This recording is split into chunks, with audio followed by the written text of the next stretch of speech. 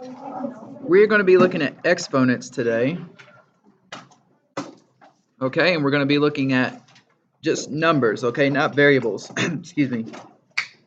I'm going to teach you guys what an exponent means, just in case you didn't know. And we're going to just basically, maybe it's review for you, maybe it's brand new. But can anybody tell me what an exponent actually means? Like if I had 10 and then an exponent of 3, what does that mean? Yeah, it tells you to multiply 10 3 times. Okay, that's really all an exponent it is. It's multiple multiplication, right? Just like multiplication is multiple addition. For example, if we did 10 times 3, that would mean add 10 3 times. But 10 with 3 in an exponent means to multiply it 10 times. And of course, a constant number is a number that doesn't change. So again, we're not really going to look at variables today. I want to kind of break this up into 2 or 3 lessons so you guys are comfortable with exponents and monomials and stuff like that. Okay, so you don't have to write all this out, but basically when you start multiplying a number a bunch of times, it becomes tedious. It's just, for example, this is 1 2 3 4 5 6, 3 multiplied by itself 7 times. Tedious just means like a lot of extra work that's not necessary, pretty much drawn out. So the least that you need to write here is that if you have multiply 3 7 times, it's easier if you just write 3 to the 7th power. And that's the whole point of an exponent. It's to shorten having to write multiplication all the way out. Okay, so 3 to the 7th means 3 times itself 7 times. All right, so first example, we're going to simplify 2 to the 7th. Now, there's multiple ways to solve an exponential problem, okay?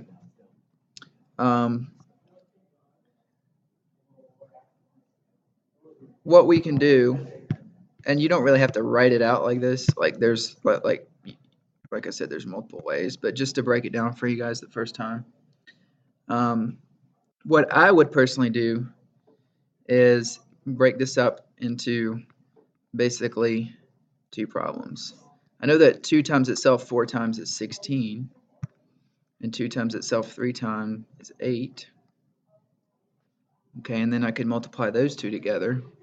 Or, I mean, you could just keep doubling 2, right? 2 times 2 is 4, times 2 is 8, 16, 32, 64. No matter how you do it, you're going to get 128 back. So whatever's easiest for you, whatever's the quickest way.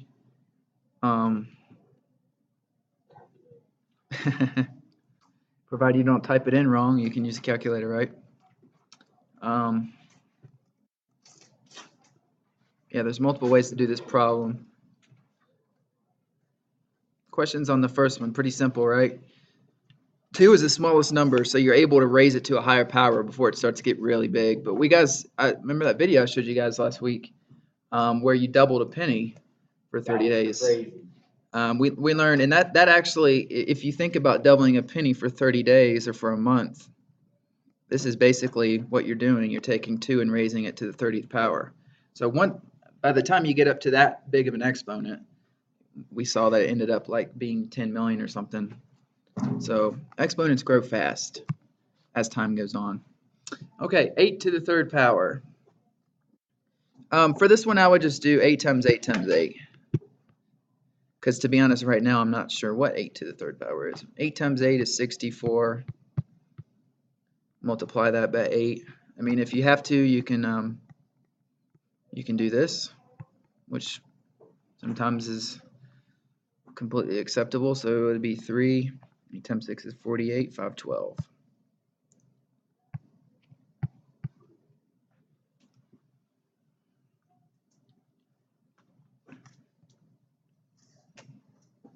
So again, all we're really doing today is just working with some simple exponents and making sure we're comfortable with them. All right, let's look at a third example, which is a fraction. Does anybody know how to do this one? It's really not that hard. Might be easier than it looks. Anybody? Wouldn't that be like 1 turn into 1 or something? Like, no, that would. Shoot. Just multiply. Well, It's like 16 over 9, wouldn't it? yeah, exactly. So recall that this is when you square something, you multiply by itself. And when you multiply two fractions, you multiply straight across.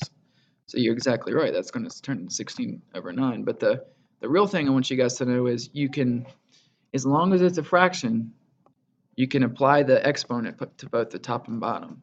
As long as it's a single fraction, okay? Don't try to make up other rules. There's things you can't do with exponents, like like if we had 4 plus 3 squared, you cannot use that. You cannot distribute that 2 to the 4 and the 3. It won't work. You'll end up with 16 plus 9, which is 25, which isn't the same as 7 squared. That's 49. So you can only distribute it when it's a single expression. 4/3 is one expression, right? It's one term.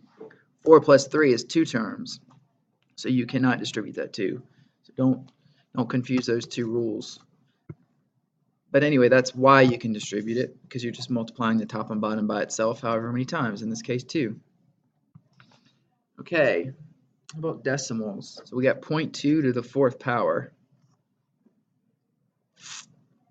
Well, there are different ways to do this.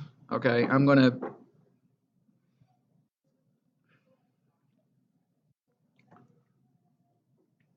I guess I can show you a couple ways. Okay, the first thing you could do is convert it to a fraction. So right off the bat, we're kind of bring it back to the previous example, and then we can just distribute the 4 to the 1 and the 5. Okay. We know 1 to the 4th is 1, so we know what 5 to the 4th is. 5 times 5 times 5 times 5. 625.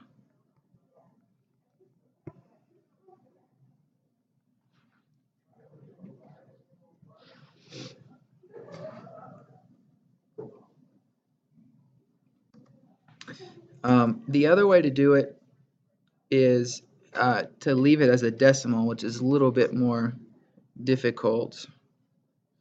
I could also write this as 2 over 10. You can take anything that's a decimal and, it's 2/10, so convert it to 2 over 10 and then raise it to the 4th power. So that would be 16 over 10 times 10 times 10 times 10, right? Which would actually be 10,000. Can you read from Caesar?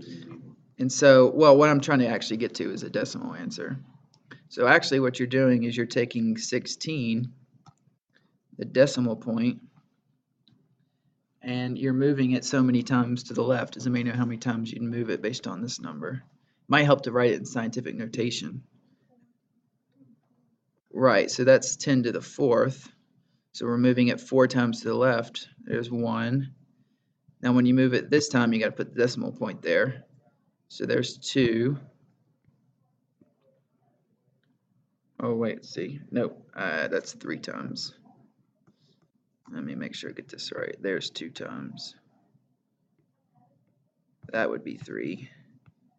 And that would be 4 right there. So right there. And right there. 0.0016. I think that converting it to a fraction is probably a lot easier than a decimal. But 2 to the 4th is 16, so it's going to have a 16 in it anyways. Okay. This one's kind of a reverse question. Write the following as an exponential. What was it? Good. Yeah, so this is just going the other way. Like, that's a pretty straightforward, because there's 6 4s that are being multiplied, so it's 4 to the 6.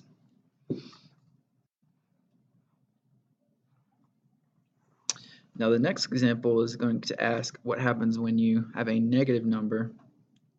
We're not doing a negative exponents today. We'll talk about that in another lesson. But if you have a negative number to a certain power, there's a simple rule, okay? If the power is odd, then it will end up being negative, okay? If the power is even, it ends up being positive.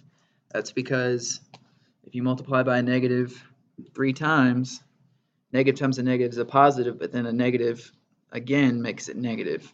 So that works for 1, 3, 5, 7, whatever. An even number of negatives will always be positive. For example, a negative times a negative is a positive. If you did it 4 times, it'd still be positive.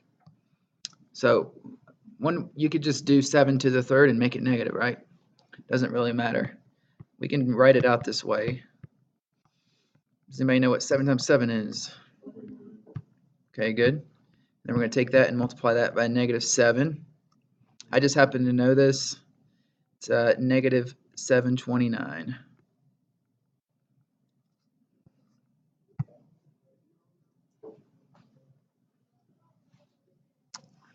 Okay, so again, a negative raised to an odd power. How did it 729? Because 9 times 7 is 300. Oh, I did it. Maybe I did it one extra time. I don't know how I got that. I'm just wrong there. That's all I can say. Negative 3. What is? I know 729 is a special number. Oh, it's 9 to the third power. That's what I was doing. 9 cubed is 729. Sorry about that.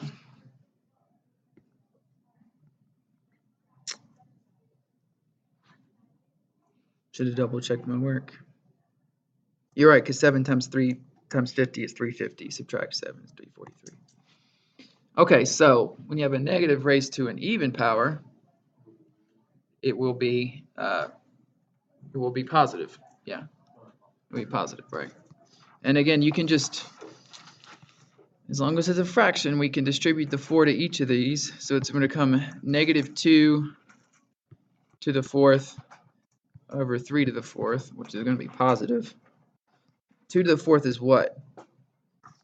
16. 3 to the fourth. 3 times 3 times 3 times 3. 81. So the answer is 16 over 81. Now, it's not going to be, you can't reduce it for the simple fact that you couldn't reduce this. So if you can't reduce the original fraction, when you raise it to an exponent, it can't be reduced either. Okay, now if I would have had, let's say it would have been 3 over 6 to the fourth, then you would want to reduce the fraction first to 1/2 and then raise it to the fourth power. Remember, you always do what's in parentheses first, according to the order of operations. And I did want to do one radical with you guys. So we're going to do the square root of 8 to the fourth. Now, there is a rule for converting a radical to an exponent, which we're actually going to get to later on. I can go ahead and tell you, though, if you have the square root of a number, you can convert that to 1/2 power. But we're going to do it a different way, okay? I'm going to go ahead and just write it out 4 times.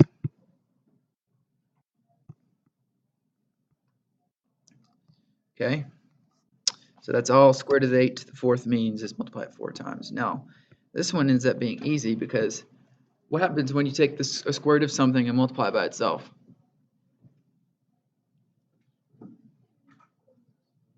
Yeah, you get what's inside the radical. The radicals go away. Okay? So the square root of 8 times the square root of 8 is just 8.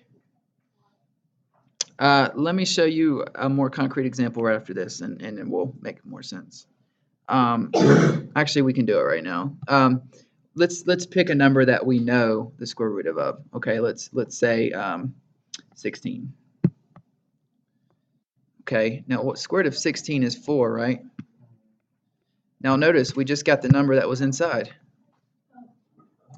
Okay, let's just do one more. Let's do square root of 9 times square root of 9. 3 times 3 is the same number inside of there. Mind blown. Yeah. It's because you're basically squaring what you square rooted, so it's like you're undoing an operation. So you're ending up with what you started with, basically, is what it amounts to. Okay, so that turns to 8. Now we have 8 times 8, which is 64. So therefore, the square root of 8 to the fourth power is 64.